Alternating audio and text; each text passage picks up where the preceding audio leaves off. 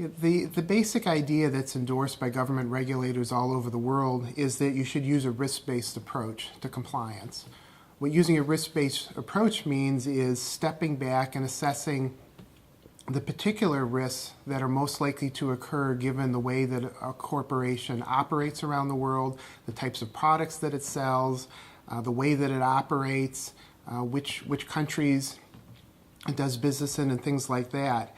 And what you need to do is get a good handle on the risk that is posed by your particular organization.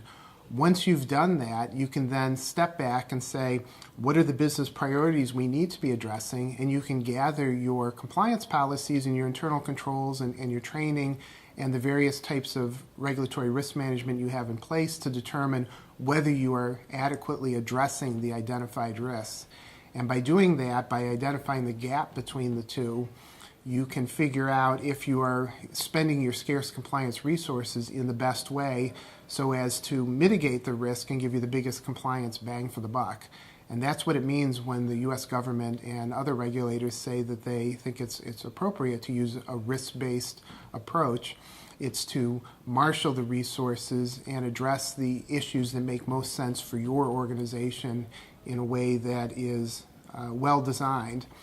The problem some companies have is that they instead will promise the moon in terms of their compliance efforts, thinking that, oh, this is what other companies are doing, or wouldn't it be good if we could do things like vet every agent we hire for potential FCPA issues, or we're going to constantly check every new customer and do a lot of due diligence on them.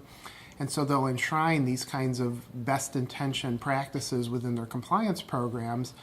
Where this gets them in trouble then is if they don't have the resources to carry it out, they look like they are over-promising and under-delivering, and that they're not acting reasonably because they've identified this as an area where risk management is needed and promise that they're going to take these steps. But in fact, by not carrying through, they put themselves in a worse position because it looks like they've acted per se unreasonably because they aren't even carrying out their own compliance obligations.